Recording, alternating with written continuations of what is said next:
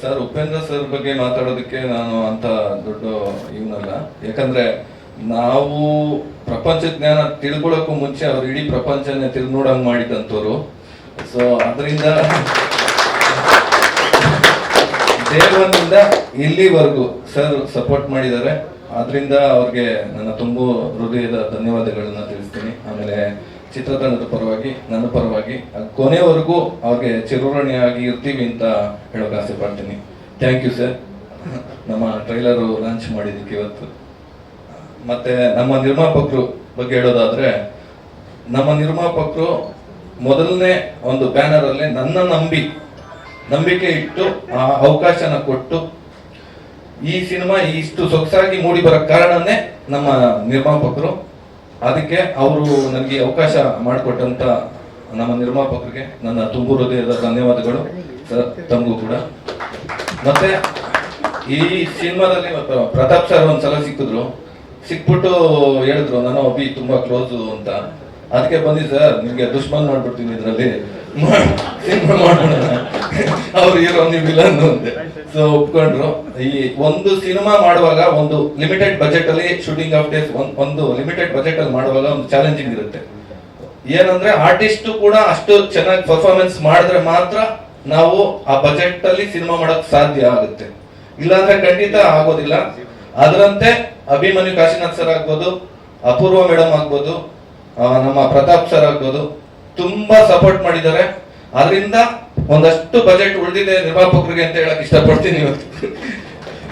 So ಅದು ಒಂದು budget ಉಳಿದಿರೋದು ಬೇರೆ, ಅವ್ರು ಅಷ್ಟು ಅದ್ಭುತವಾಗಿ ಮಾಡಿರೋದ್ರಿಂದ ಸಿಕ್ಕಾಪಟ್ಟೆ ಬಡ್ಜೆಟ್ ಬರುತ್ತೆ, ಅದು ಬರ್ಬೋದು. ಮತ್ತೆ ಇನ್ನೊಂದು ಪ್ರತಾಪ್ ಸರ್ ಬಗ್ಗೆ ನಾನು ಒಂದು ಹೇಳಲೇಬೇಕು. ಒಂದು ಫೈಟ್ ಸೀಕ್ವೆನ್ಸ್ ಡಿಫ್ರೆಂಟ್ ಆನಿ ಮಾಸ್ಟರ್ ಮಾಡ್ತಾ ಇದ್ರು ಇಲ್ಲಿ ಟೊರಿನೋ ಫ್ಯಾಕ್ಟ್ರಿ ಇದ್ರಲ್ಲಿ. ಆಗ ಪ್ರತಾಪ್ ಸರ್ಗೆ ಒಂದ್ ಶಾರ್ಟ್ ಅಲ್ಲಿ ಗಾಜ್ ಬ್ರೇಕ್ ಆಗ್ಬಿಡುತ್ತೆ. ಆಗ ಕೈ ಏಟ್ ಹಾಕ್ಬಿಟ್ಟು ಆಸ್ಪತ್ರೆಗೆ ಹೋಗ್ಬಿಡ್ತಾರೆ. ಮತ್ತೆ ಬರುವಾಗ ಅನ್ಕೊಂತೀನಿ ನಾನು, ಓಕೆ ಸರ್ ಬರೋದಿಲ್ಲ, ಆಸ್ಪತ್ರೆಯಿಂದ ಹಂಗೆ ಮನೆಗೆ ಹೊಂಟೋಗ್ತಾರೆ ಅಂತ. ಏನಪ್ಪಾ ಮಾಡೋದು, ಬಜೆಟ್ ಬೇರೆ ಜಾಸ್ತಿ ಆಗ್ಬಿಡುತ್ತೆ. 4 days ಅದು ಪ್ಲಾನ್ ಇದ್ದಿದ್ದು, ಒಂದು 5 days ಆಗೋದ್ರೆ ಬಜೆಟ್ ಏರ್ಬಿಡುತ್ತೆ. ಸೊ ಪ್ರತಾಪ್ ಸರ್ ಹೋಗಿ ಸ್ಟಿಚಿಂಗ್ ಹಾಕ್ಸ್ಕೊ ಬಂದು ಪ್ರೊಡ್ಯೂಸರ್ಗೂ ಲಾಸ್ ಮಾಡಬಾರ್ದು ಅನ್ನೋ ಒಂದು ನಿಟ್ಟಿನಲ್ಲಿ ಬಂದು ಆ ಶೂಟಿಂಗ್ ಕಂಪ್ಲೀಟ್ ಮಾಡಿಕೊಟ್ರು. ಅದೇ ರೀತಿ ಇಂಟರ್ವಲ್ ಫೈಟ್ ಒಂದಿತ್ತು. ಆ ಫೈಟ್ ಅಲ್ಲಿ ಕೂಡ ಅಭಿ ಸರ್ಗೆ ಆಕ್ಷನ್ ಸೀಕ್ವೆನ್ಸ್ ಅಲ್ಲಿ ಅದೇ ಡಿಫೆಂಟ್ ಆನಿ ಮಾಸ್ಟರ್ ಕಂಪೋಸ್ ಮಾಡ್ತಾ ಇದ್ದಿದ್ದು.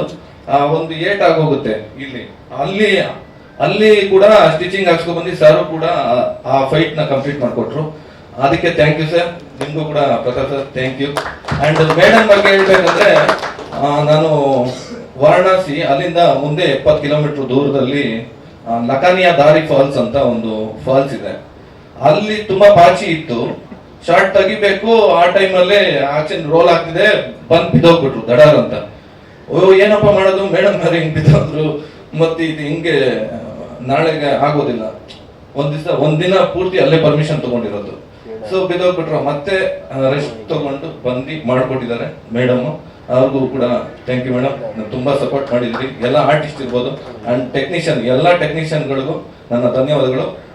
ತುಂಬಾ ಇದಾಗಿ ಹೇಳೋದಾದ್ರೆ, ನಮ್ಮ ನಿರ್ದೇಶಕರ ತಂಡ ಏನಿತ್ತು, ಟೀಮ್ ಪ್ರಶಾಂತ್, ಕೀರ್ತಿ, ನಿತಿನ್, ಸುನೀಲ್ ತುಂಬಾ ಸಪೋರ್ಟಿವ್ ಆಗಿ ನನಗೆ ಜೊತೆ ಕೆಲಸ ಮಾಡಿದ್ದಾರೆ. ಅವ್ರಿಗೂ ಕೂಡ ನನ್ನ ಧನ್ಯವಾದಗಳು ಹೇಳ್ತಾ, ನಾನು ಹುಟ್ಟಿದ್ದು ಕನ್ನಡ ಚಿತ್ರರಂಗಕ್ಕಾಗಿ, ಸಾಯೋದು ಸಾಧನೆಯ ನಿರ್ದೇಶಕನಾಗಿ ಅಂತ ಹೇಳ್ತಾ ನಾನು ಮಾತು ಮುಗಿಸ್ತೀನಿ. Thank you. Love story god is devil minded, ಏನಿದು ಸಂಬಂಧ? ಅದಕ್ಕೆ ನಮ್ಮ ನಿರ್ಮಾಪಕರು ಹೇಳ್ತಾರೆ, ಅವರೇ ಅದು ದೊಡ್ಡ ಗುರುಗಳೊಬ್ರು, ಅದಕ್ಕೊಂದು ಹಿನ್ನೆಲೆ ಇದೆ. ಅದು ಅವ್ರ ಬಾಯಲ್ಲಿ ಕೇಳಿದ್ರೆ ಚಂದ. ಅದ್ರ ಬಗ್ಗೆ ಹೇಳೋದಕ್ಕಿಂತ ಫುಲ್ ಸಿನಿಮಾ ನೋಡಿದ್ರೆ ಅದ್ರ ಬಗ್ಗೆ ಗೊತ್ತಾಗುತ್ತೆ. ನಾವು ಹೇಳ್ಬಿಟ್ರೆ ನೋಡಿದ್ರ ಡೈರೆಕ್ಟರ್ ನೋಡಿದ್ರೆ ಯಾವ ಲೆವೆಲ್ಗೆ ಇದಾನೆ ಅಂತ. ಪ್ರೊಡ್ಯೂಸರ್ ಮಾತಾಡಿದ್ರೆ ಅವ್ರು ಹೇಳಿದ್ರು ನನಗೆ ಬಡ್ಜೆಟ್ ಉಳಿತು ಅಂತ. ಸಬ್ಜೆಕ್ಟ್ ಕೇಳಿದ್ರೆ ಇವ್ರನ್ನ ಹೇಳ್ತಾ ಇದ್ದಾರೆ. ಇವ್ರಿಬ್ರು ಒಂಥರ 2 ದೇಹ 1 ಜೀವ ಇದ್ದಂಗೆ ಅನ್ಸುತ್ತೆ. ರಜನಿಕಾಂತ್